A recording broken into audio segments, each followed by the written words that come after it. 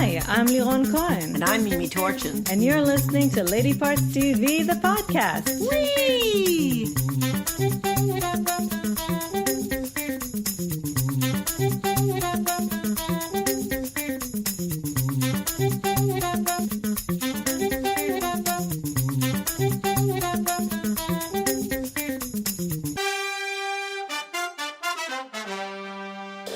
Hello and welcome to a very hot day here on Lady Parts Land. Oh man, it is hot. I hope it is a little bit cooler where you are. It's hot, and so we have to qualify. If you hear any bird sounds or any other sounds, Or it's airplane sounds. Well, we'll try to get those out. But because I have to have the window open. Yes. I will sweat into the mic. So just pretend we're somewhere in the jungle recording this podcast.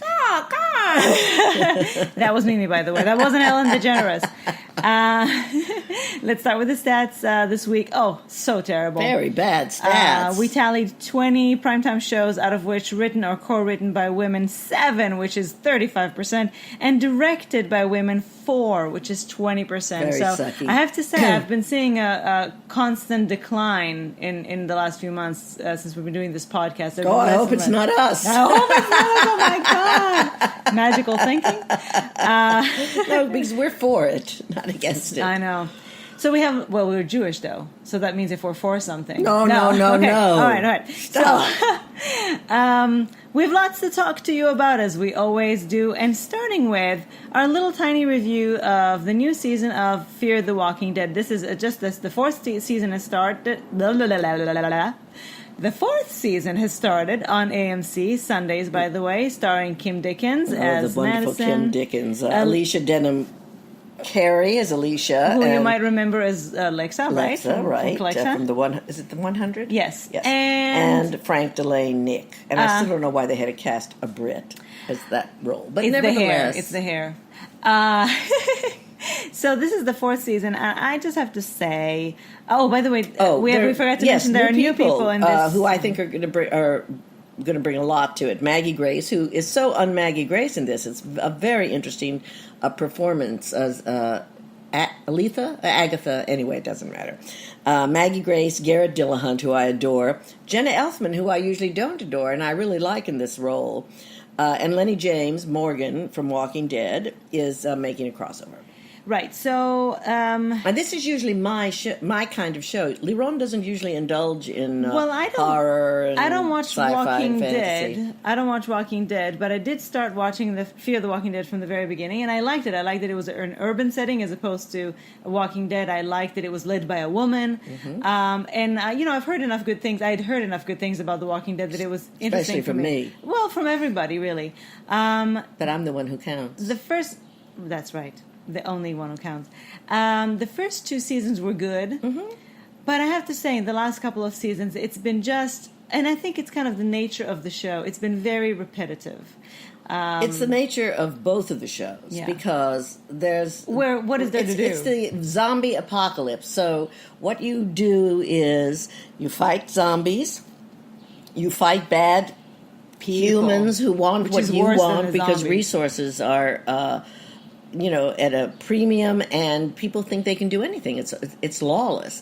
And then you have moments of respite. Very few. You find a haven, you meet some new people, you grow a few crops, and then the bad people come again, or someone goes out and gets eaten by a zombie, or it's by its nature, there's nothing much else that can happen within this context. The thing about it is, I think my problem is we don't have enough respite. We really don't get enough moments of just them. And secondly, I don't know about The Walking Dead, but I feel that this show has become more story-driven rather than character-driven. I feel like all we do is fight people, fight zombies, trying to survive. I don't see a lot in the last couple of years about relationships, about what people are going through within themselves, how they're dealing with the fact. I mean, great, they're badasses, but they've come through a lot. I mean, Madison, the major character, has changed so much. New sides of her have been exposed. She was a high school counselor, and we're not seeing enough about about Wonder Woman, what it means to her and to the people around her. That's who she's become. She's Wonder Woman, but she's also become quite ruthless. Yes, she's very, very ruthless, which is what I think you have to do to survive. But Nick is the one, I think, who always had the strange bouts of conscience and he was torn about many of the things that They're had very... to do. But and I see more relationships than you do, but I do think the show is nowhere near as compelling character-wise as The Walking Dead. Well, I liked it at the beginning. I think they just kind of went off into this... They went in a direction that I think didn't serve the show right. Well, I think the thing also that really shows the difference for me between the two shows, and I can't quite explain what it is there was a major event. Yeah, we won't spoil it, don't worry. In the last episode. And it's something that if it had happened on The Walking Dead, I would have been devastated. And here I just noted, oh, look what they just did. Okay, we gave up. We gave in. We had to close the windows. It was just too hard. It's insane. Too noisy. So we're in a flight pattern. Should we just do the whole thing again? Oh, no. Absolutely fucking not. Okay, anyway, so the major thing that happened... In conclusion. The major thing that happened on Fear the Walking Dead, I felt, came at the end of a very boring episode otherwise. And so I thought, it's not enough to wow them in the end, contrary to what adaptation will tell us, if you've seen the movie with Meryl Streep. Anyway, Fear the Walking Dead is on AMC Sundays, so if you want to check it out, the first 2 seasons especially. Yes. All right, now we have a little bit of a new show heads up for you. Sunday, May 6th. We have a big, I think, heads up if you have Stars. Right, it's on Stars, and it's called Vida. I grew up on the Mexican border, so all things Mexican are me. I grew up in a very mixed culture. So I adore Mexicans, anything about Mexicans, Mexican food, and anything really Latin goes to my soul. And how do you feel about Mexican lesbians? Whoa, don't see them that often. Exactly. So Vida, just give you a few stats on the show because it's so cool. The showrunner is Tanya Sriracha, who has also worked on How to Get Away with Murder, Looking, and Girls. It's an all Latino and Latina writing room. All the directors are either women of color or Latinos, and half the writing room is queer. That's what she wanted, and Stars gave her everything she wanted. So kudos to Stars. It's starring Michelle Prada and Melissa Barrera, and it's a... I don't know either of them, but I could have gone to school with either of them and not remembered. It's about 2 Mexican-American sisters who have been estranged. They each went their separate way. They grew up in East LA, and they come back, they reunite after their mother's death. And this is not a spoiler because it's on the preview, so we can tell you they discover that their late mother was a lesbian. There are tons of, it seems at least, tons of queer representation of all kinds of the Latino and Latina community. And also of queer women. That's what I'm saying. Yeah. Mm-hmm. So it looks great. It really looks wonderful. The girls are very good, very different, and I think it's going to be I think it's just going to be really good and a window into a world we don't know very well. Well, I just think at all. I think it's something we don't see that often. It really, hearing about the people who are working on this show, it's exciting to me. It's exciting that this is happening finally. That the people can say, "This is what I want," and the network will say, "Sure, of course, it makes sense." So, and I think there's not a lot of Latino and Latina queer or otherwise actually representation. So this is great. So we're looking forward to it. What do you mean? There's tons of drug cartels in movies and television shows. Come on. Vida on Sunday, starting May 6th on Stars. Vida. As in life. Yes. All right. Now, this is a Mimi show, definitely, yes. Starting May 6th on Showtime. This is season 2 of I'm Dying Up Here, which is about stand-up comedians in Los Angeles in the 70s. And it all circles around Goldie's, which is a comic club, the place to play, and it's run by the powerful Goldie herself, Melissa Leo, who is absolutely spectacular. I can't believe she didn't get an Emmy nomination, but then there are a lot of people I can't believe don't get nominations for a variety of things. Anyway, it's a very dark show, even though it's also a very funny show. The world of stand-up comedy is no joke. It's a tough world. The comedians, many of them have problems with depression because that's where they, the unhappiness in their lives, that seems to make the best comedy. It is a male world. But absolutely. There's one. Eric Grainer. Right. Plays basically the only female comic there. They have guest stars, very good guest stars. But Goldie is the center of the show. You will like this if you like stand-up comedy. It's not a funny haha show. It's a very dark show. Not. But there's also good stand-up. And because it's on Showtime, it can be blue, the way real, they can use bad language and talk about sex. And I really recommend it. If it sounds interesting to you and you missed it, because you might have, go back and binge the first season. Showtime Start anytime. from the beginning, because you will want to know who these people are. So it's called I'm Dying Up Here, and it's Sundays starting this May 6th on Showtime. Now, in the upcoming 2 weeks, I'm not going to be here, and so we will not have timely podcasts. But we have prepared two special podcasts for you. They will be aired on both Saturdays when I'm not here, so keep on top of them.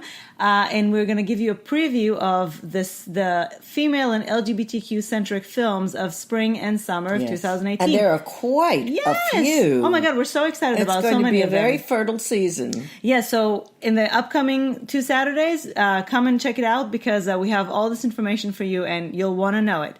But because we're not going to give you timely podcasts in the upcoming 2 weeks, we want to give you a little heads up about a couple of shows that are happening a little later in the month. We would have told you about them in upcoming podcasts. But so first of all, Little Women, starting May 13th on Sunday. Everything's on Sunday. On PBS. For free, folks. You don't have to have a cable channel. Amazing. Or you don't have to have a streaming service. Or streaming, well, especially. That goes without saying. Created by Heidi Thomas, who is also from Called the Midwife. And by the way, we know. We're going to binge on it this summer. It's our goal and our resolution for the summer. This is a 3-episode miniseries, and I mean, we all know what it's about, right? We all Little Women. know what it's about. We know what it's about so much that I'm not sure. Well, I guess I'll watch it. I think I'm always interested in seeing what they do with it. And it's a sweet story. Yeah, and I mean, different people put different stamps on it, so absolutely, it'll be interesting. Little Women, PBS, Sunday, starting May 13th. And I do love Emily Watson so much. Another show coming up. It's an Australian show. I am so happy to find out that this, which is being produced by Joe Porter of Wentworth. So we feel like we have a familial involvement. Yes, I was so afraid that this was going to be an Australian only production. No, they came here for the Tribeca Film Festival. Right. So we knew that it had to be. Well, yeah, we were going to have to wait a year for Netflix. Oh, I'm so excited. It's going to be on Amazon May 25th. It's called Picnic at Hanging Rock, and it's a 6-episode miniseries that is based on the 1960 novel by Joan Lindsay, but there was also a film. A wonderful film, 1975, by one of my favorite Australian directors, Peter Weir, and it's a very much odder film than I feel. It's a true story about these schoolgirls, teenage schoolgirls, and their governesses, and they're teachers who go to have a picnic at this place called Hanging Rock, and they disappear. And this was around 1900, I think. Yeah, they disappear. I'm not exactly sure of the exact, but I think it is the turn of the century. Yeah, and as far as I know, no one ever found out what happened to them. Yeah. Although in the preview you do see a body somewhere. Well, I think that this will probably reveal a little more than has been revealed before. Peter Weir was a very mysterious director. He did The Wave also. I cannot wait to see this because it's a fascinating story, and it looks beautiful from the preview. Yes, it's starring Natalie Dormer, who you might know from Game of Thrones and a million everything other else, and Yael Stone of Orange is the New Black. I'm so happy. Fun. Yep. And I always forget she's Australian. And again, we do kind of feel like we're involved with this because of Joe Porter, so we want to support it even more. Yeah, it's 2 degrees of separation. May 25th on Amazon, a Picnic at Hanging Rock. It's a 6-episode miniseries. Check it out. And talk about female-led. It's almost all women. Yeah. Now, this is a little discussion that I think we should have. It's an important conversation that I hope you're having in other places as well. Joy Reid, who we follow on MSNBC religiously. Yes. I love her. We love her show. We love her as a personality. We love her politics, her openness. I love everything about her. And, of course, she was just attacked by the right in a very sneaky way. Well, they exposed. They released. Yeah, they released supposedly some of her older, like 10 years ago, blog posts where she apparently uses not really gay slurs, but she kind of uses insensitive language. Exactly. It's not really, anything that major, but it's enough to cause a stir. She doesn't say kill the faggots God or forbid. anything. She says it's enough. It's enough to cause a stir, and of course it was we believe somebody's attempt to knock her down. Yes, another liberal because she voice. is a huge liberal voice. She has a huge following. She's an amazing LGBTQ ally. Yeah. Women, Democrats, liberals, everything about her is right, which means left. These days, when everything and anything can be fabricated and nothing is true anymore, I thought, you know what, I'm just going to rely on my instincts. I know her, or at least I think I know. As have most of the people in the media, many celebrities, LGBTQ community leaders. Everybody is standing with her. Well, but what's important is I went off my instinct, but then I was waiting to hear what she was going to say, and sure enough, on the first show that came up after this happened on Saturday, she apologized. She said that she doesn't remember writing these specific posts, and they don't sound like things that she would say. She says, but it's possible that she said them because she was a different person then. It was different times. She certainly didn't mean anything by them, but it's possible that if they're there, it's not completely unlikely that she Right. wrote them, and she apologized for that. And she used the opportunity to gather a panel of LGBTQ leaders in the community to discuss what the language means. Right, the importance of language to our lives and what it's the like. effect is. Right, and I thought that was so good because not only did she take ownership on something that she may have not even written, but just the possibility, because she does acknowledge that she was a different person back then. But also she used the opportunity to start a conversation. And, the only thing that we can actually expect of people is to be willing to grow and evolve. And I know so many people who 10 years ago spoke so differently, and now they march in parades. Exactly. It was different times. It takes people time sometimes to understand something that is different from their own life, their own perceptions.